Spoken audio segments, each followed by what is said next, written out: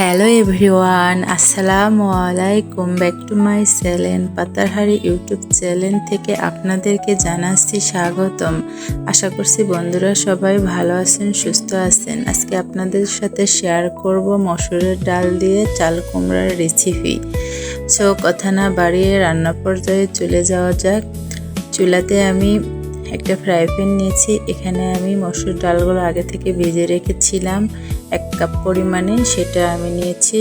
এখানে পেঁয়াজ আর আমি কাঁচামরিচের ফালি নিয়েছি, 1/2 চা চামচ আদা বাটা, 1/2 চা চামচ রসুন বাটা, 1/2 চা চামচ মরিচের গুঁড়া, 1/2 চা চামচ এখানে নিয়েছি হলুদের গুঁড়া, আর একটু সামান্য পরিমাণে রান্নার তেল নিয়েছি। নিয়ে এগুলাকে ভালোভাবে মেখে নেব।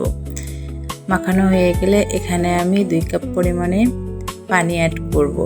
এই পর্যায়ে দেখতে পাচ্ছেন বন্ধুরা, আমি একটু স্বাদ মতো লবণ দিয়ে দিলাম।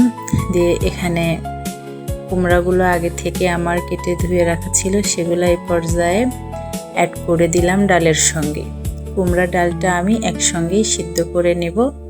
আমার একসঙ্গেই এই কুমড়া আর ডালটা রেসিপিটা আমি আপনাদের সাথে রান্না করে শেয়ার করব। দেখতে পাচ্ছেন বন্ধুরা, এখানে আমি পরিমাণ মতো আবারও পানি দিলাম, যাতে আমার কুমড়া আর যে মসুরের ডালটা ছিল একসঙ্গে সিদ্ধ হয়ে যায়। দেখতে পাচ্ছেন বন্ধুরা, এবারে আমি ঢাকাটা খুলে নেড়ে চেড়ে দেখিয়ে দিচ্ছি। আমার অলমোস্ট 80% সিদ্ধ হয়ে গিয়েছে ডালটা। এবার আমি ভালোভাবে নেড়ে চেড়ে নেব। এই সময় আপনারা খেয়াল করবেন নিচে যেন ডালটা না লেগে যায়, একটু নেড়ে চেড়ে দেবেন। দেখতে পাচ্ছেন বন্ধুরা, আমার ডালটা সিদ্ধ হয়ে এসেছে। এ পর্যায়ে আমি আরও কিছু সামান্য পরিমাণে পানি অ্যাড করব, কারণ পরে আমার ডালটা অনেকটাই ঘন হয়ে যাবে। তো এখানে আমি আবারও 2 কাপ পরিমাণে পানি অ্যাড করে দিয়ে এখানে আমি সবজিটাকে ভালোভাবে রান্না করে নেব আরও 5 মিনিট।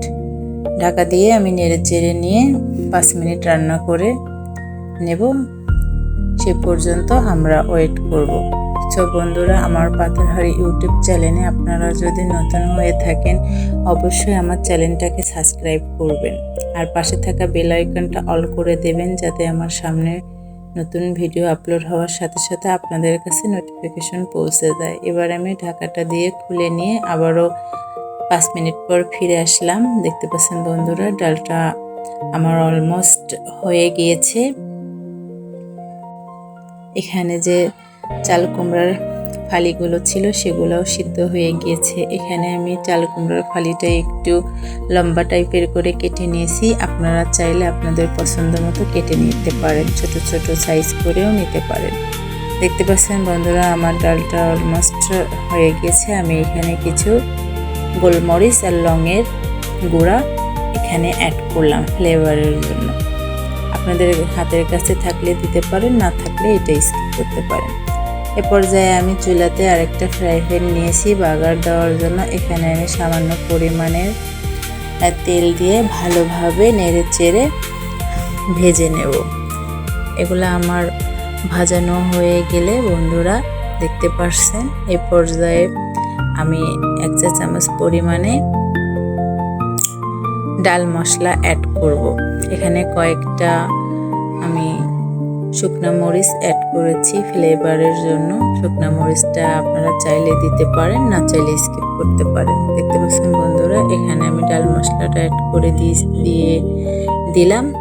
এ পর্যায়ে আমি দিয়ে এগুলা ভালোভাবে নেড়ে চেড়ে মিশিয়ে নিয়ে ভেজে নেব। ডাল মশলাটা হয়ে গেলে এবার আমি আগে থেকে রান্না করা ডালগুলোতে সব ঢেলে দেব।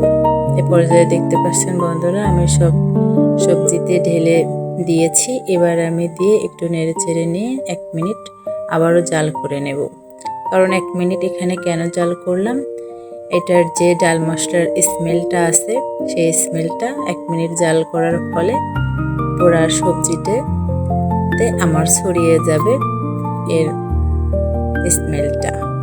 তো দেখতে পাচ্ছেন বন্ধুরা, আমার ডালটা অলমোস্ট হয়ে গেছে। ভিডিওটা যদি আপনাদের ভালো লাগে থাকে অবশ্যই আমার চ্যানেলটাকে এখনও যারা সাবস্ক্রাইব করেন নাই অবশ্যই আমার চ্যানেলটাকে সাবস্ক্রাইব করবেন, আর পাশে থাকা বেল আইকনটা অন করে দেবেন বন্ধুরা। আর যারা আমার ফেসবুক থেকে দেখতেছেন, ফেসবুক পেজটা অবশ্যই ফলো করে দেবেন, নিত্য নতুন ভিডিও আপনাদের সামনে পৌঁছে যাবে। সো বন্ধুরা, আজকের ভিডিও এ পর্যন্তই। ভালো থাকবেন, সুস্থ থাকবেন, আর আমার পরিবারের জন্য দোয়া রাখবেন। আল্লাহ হাফেজ।